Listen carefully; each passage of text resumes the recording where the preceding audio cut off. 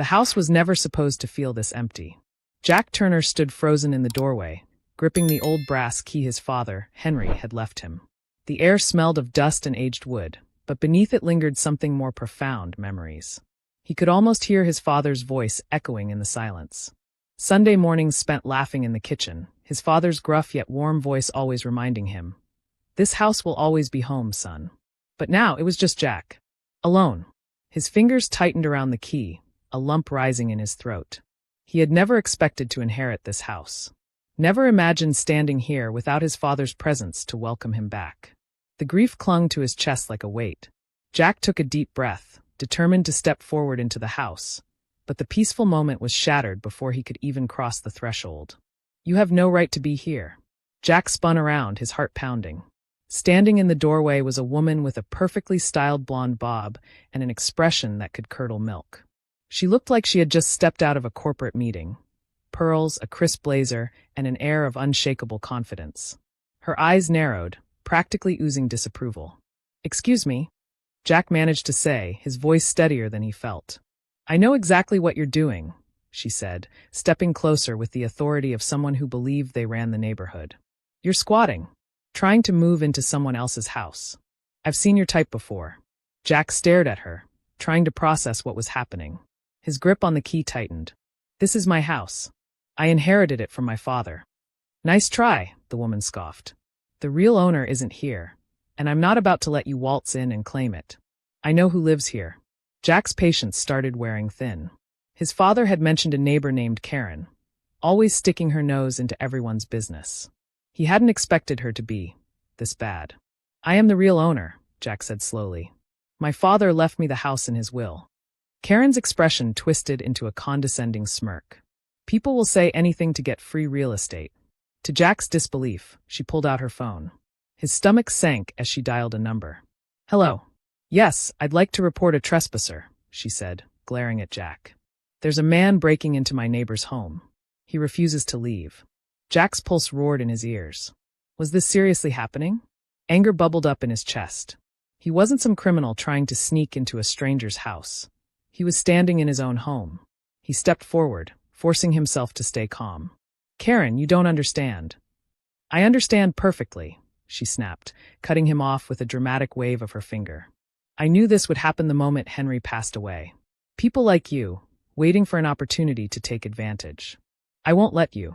Jack exhaled, struggling to keep his composure. "Check the county records," he said through gritted teeth. "My name is on the deed." "Oh, I will," Karen sneered. "But until then, the police will handle it." Jack clenched his fists, debating his next move. He could walk away and wait for the cops to show up. He had the will, the deed, and every piece of proof he needed. But the fact that he even had to prove his innocence was infuriating. Minutes later, sirens blared down the street, filling the quiet neighborhood with flashing red and blue lights. Jack let out a bitter laugh, shaking his head. His first night in his father's house, and he was already being treated like a criminal. As the sheriff's cruiser pulled up, Jack muttered under his breath, "Welcome home, I guess." The sheriff climbed out of the cruiser, his boots crunching on the gravel as he approached. Jack recognized him, Sheriff Adam Coleman, a familiar figure from his childhood. He'd been younger back then, with less gray in his beard, but his stern expression hadn't changed. "What seems to be the problem here?" the sheriff asked, glancing between Jack and Karen. Karen wasted no time. "Thank God you're here, Sheriff. I caught this man trying to break into Henry Turner's home.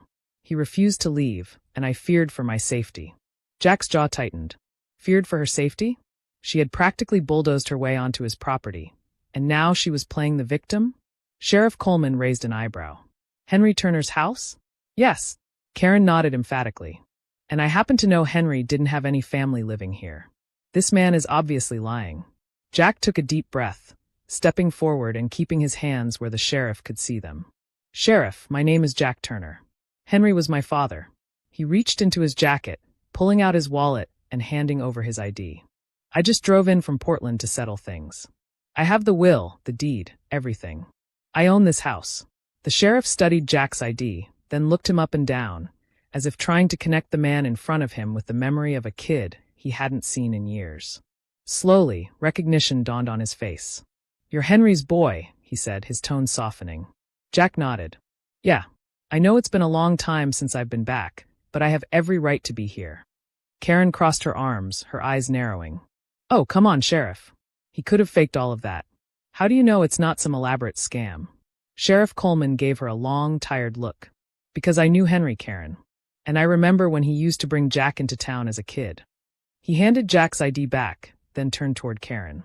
Unless you've got some actual legal reason to dispute this, I suggest you head on home. Karen's face turned a furious shade of red, but she wasn't ready to back down. I knew Henry. I checked on him when no one else did. This isn't right. Jack folded his arms.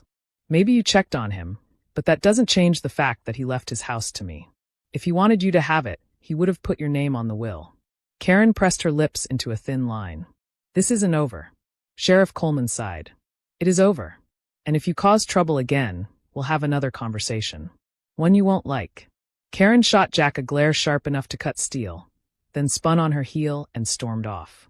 As her car disappeared into the night, Jack knew this wasn't the last he'd see of her. The sheriff handed back the documents. You planning on staying here long? Jack hesitated, looking back at the house. He still wasn't sure. This place held a lifetime of memories, some good, some painful.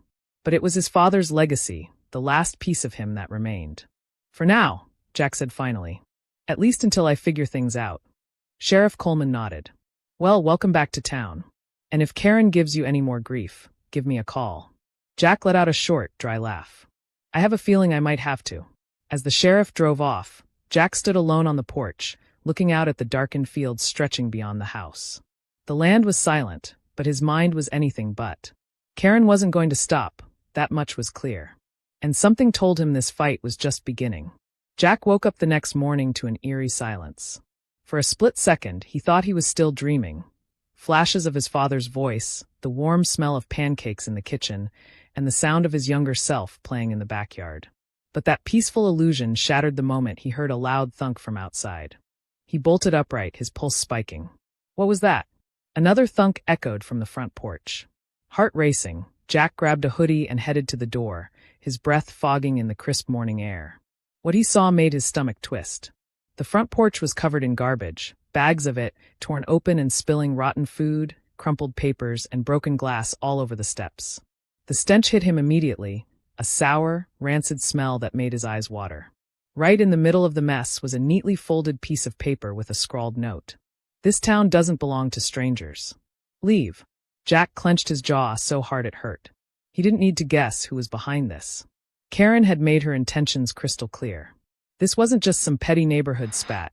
It was war. Taking a slow breath, Jack forced himself to think rationally. She wanted a reaction. She wanted him to snap and storm into town, yelling at her so she could play the innocent victim in front of her friends. Not happening. Instead, Jack grabbed a pair of gloves from the hallway closet and spent the next half hour cleaning up the mess. The anger simmering beneath his skin didn't fade, but at least he had something to focus on. By the time he finished, a plan was already forming in his head. Karen wanted to make this personal? Fine. She was about to find out Jack Turner didn't scare easily. Later that day, Jack parked outside the county records office. If Karen thought she could intimidate him into leaving, she clearly didn't know who she was dealing with. The office smelled like old paper and stale coffee. Behind the counter sat a middle-aged woman with reading glasses perched on her nose. She looked up as Jack walked in. Can I help you? Jack nodded. Yeah. I need to pull up some property records. Specifically, I want to see if there are any claims or liens on the Turner estate. The clerk frowned. Your name? Jack Turner. Henry Turner was my father. Her expression softened. Ah, Henry was a good man. Sorry for your loss. Jack offered a tight smile. Thanks. Just trying to make sure everything's in order. I had a run-in with someone who seems to think they have a right to the place. The woman sighed, shaking her head. Let me guess, Karen? Jack blinked. That obvious? She scoffed. Honey, Karen's been sticking her nose into other people's business since high school. She thinks she runs this town. Always has. Wouldn't surprise me if she's trying to pull something shady. She motioned toward a side desk. Take a seat. I'll get those records for you. As Jack waited, his mind raced. What if there was something Karen was trying to exploit? What if his father had overlooked a detail in the paperwork? But when the clerk returned with a thick folder, her expression told him everything he needed to know. "There's nothing," she said simply. "No claims, no disputes. Your father left the house and land entirely to you." Relief flooded through Jack, but it was quickly replaced by something sharper: determination. Karen had no legal leg to stand on. She had nothing. And now, it was time to make that perfectly clear. Jack didn't go home right away. Instead, he made one more stop: Sheriff Adam Coleman's office. The older man looked up from his desk as Jack walked in, raising an eyebrow. "That was fast. You already need my help again." Jack dropped the folder onto the desk with a satisfying thud. "Not yet, but I'm giving you a heads up." Sheriff Coleman flipped through the pages, scanning them quickly before looking back up. "What am I looking at?" "Proof that Karen has zero legal claim to my house," Jack said. "And I want it on record that she's already started harassing me. She dumped garbage on my porch this morning." The sheriff exhaled sharply, leaning back in his chair. "Not surprising. She's been pulling stunts like this for years, just never with anyone who fought back." "Well, she picked the wrong person," Jack said flatly. "She wants to intimidate me? Fine. But if she escalates, I want a paper trail." Sheriff Coleman nodded. "Smart move." He tapped his pen against the folder, then met Jack's gaze. "I'll talk to her. Can't promise she'll back down, but she'll know we're watching." Jack let out a slow breath. That was enough for now. Because Karen wasn't going to stop, not until she was forced to. And Jack was more than ready for that fight. He didn't have to wait long. The next evening, as Jack sat on the porch drinking a beer, headlights flared across the front yard. A sleek black SUV rolled to a stop in the driveway, its tires crunching over the gravel. Karen stepped out, her expression smug, arms folded like she was about to deliver a final crushing blow. But she wasn't alone. A man in a tailored suit followed her, adjusting his tie as he eyed Jack with the cold calculation of a lawyer preparing for battle. Jack exhaled slowly, setting his bottle down. "Here we go," he muttered. The lawyer approached first, extending a hand. "Mr. Turner, I'm David Brooks, representing Miss Karen Miller. My client believes she has a valid claim on this property due to her close relationship with your late father." Jack crossed his arms, smirking. "Is that right?" Karen lifted her chin, her voice dripping with false emotion. "Henry and I were very close. We had plans, Jack. He promised me this house." Jack raised an eyebrow. "And yet, when it came time to put things in writing, he left everything to me. Must have slipped his mind, huh?"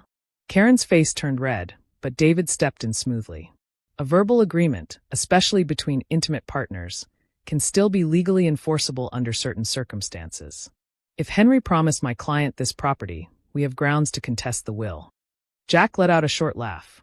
"Cute argument, but let's be real, you don't have a case. I pulled the property records today.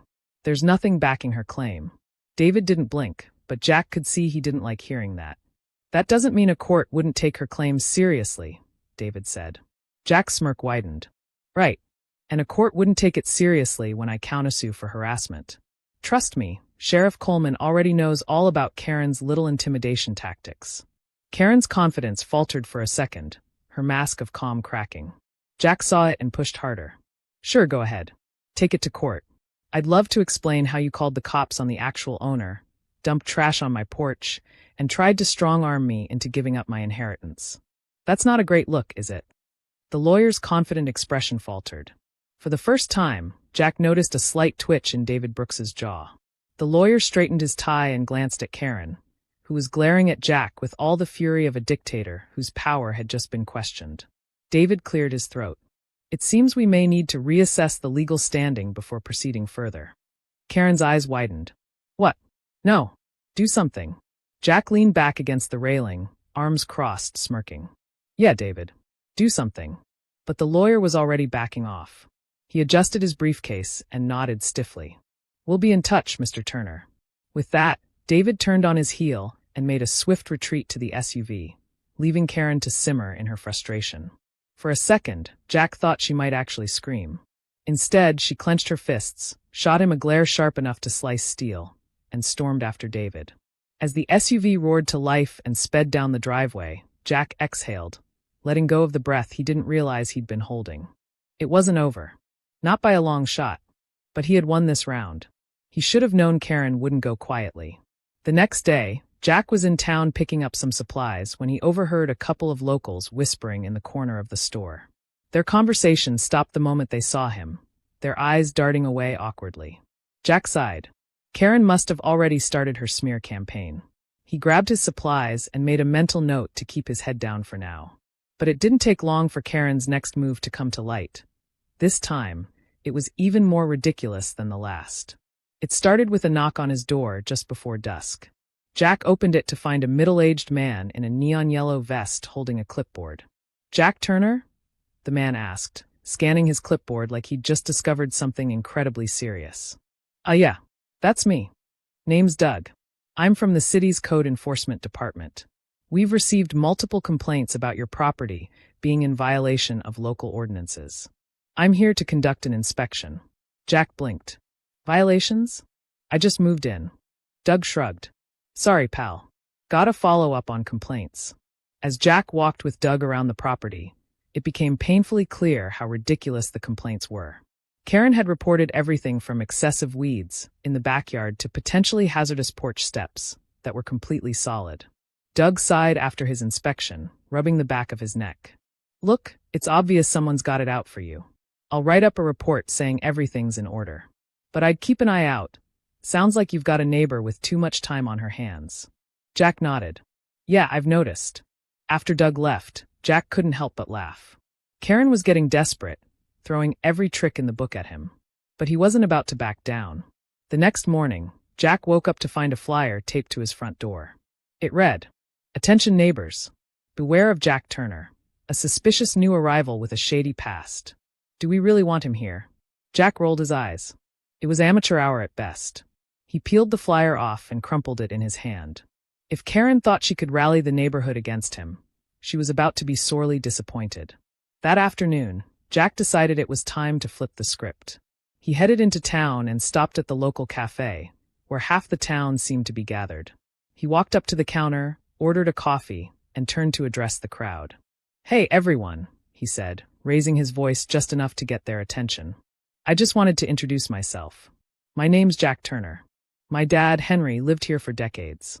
I recently inherited his house and moved back to take care of it." A few heads nodded in recognition. "I know some rumors have been going around, and I just want to set the record straight. I'm not here to cause trouble. I'm here to honor my father's legacy and be a part of this community." The crowd murmured quietly. A couple of the older locals smiled, recognizing Jack's sincerity. From the back of the cafe, Alice, the clerk from the records office, raised her coffee cup. "Welcome back, Jack." The rest of the cafe followed suit, a few murmuring words of welcome. Karen's plan to turn the town against him had officially backfired. As Jack walked out of the cafe, he felt a surge of confidence. Karen might have played her hand, but he still had a few cards up his sleeve. By the time he got home, he was ready for whatever came next. Sure enough, there was Karen, standing at the edge of the property with her arms crossed. Jack approached her, keeping his tone calm but firm. "You're wasting your time, Karen. This house is mine. It's legally mine. You can call the city, the sheriff, or even the mayor if you want, but it won't change anything." Karen's face twitched, a flicker of doubt crossing her eyes for the first time. She opened her mouth to respond, but no words came out. "Let me give you some advice," Jack continued. "Move on. Focus on something else, literally anything else. Because I'm not going anywhere." For a moment, it looked like Karen might argue. But then, without a word, she turned on her heel and walked away. Jack watched her go, feeling a strange mix of relief and anticipation. He knew she wasn't done yet, not completely. But for now, she was out of tricks. And Jack, he wasn't just ready for the next round. He was looking forward to it. The morning after Karen's silent retreat, the world seemed unusually calm.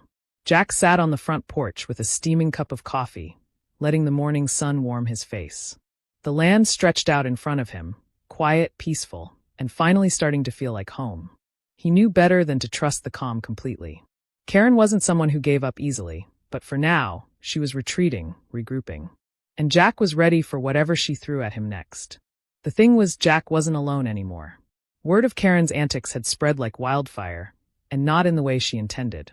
After Jack's impromptu speech at the cafe, people had started approaching him, neighbors introducing themselves, offering to help with anything he needed, and sharing their own Karen horror stories. It turned out, Karen had been a thorn in the community's side for years. She'd meddled in property disputes, staged neighborhood interventions over minor infractions, and made countless enemies along the way. Jack had unknowingly become the underdog the entire town was silently rooting for. It all came to a head at the town council meeting a week later. Jack hadn't planned on attending, but one of the locals had tipped him off that Karen was planning to make a formal complaint about him in front of the council. He couldn't resist. When he walked into the town hall, the place was already buzzing with people. Karen stood at the front, speaking in her usual overly dramatic tone, painting herself as the victim of a terrible injustice.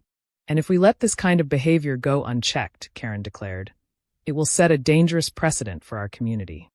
Jack couldn't help but smile. He waited for the right moment before raising his hand.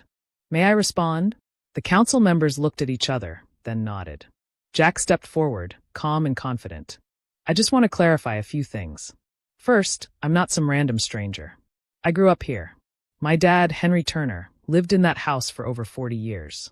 He left it to me legally. I have the will, the deed, and the full support of the county records office." A murmur spread through the crowd. "Second," Jack continued, "I've been nothing but respectful since I returned.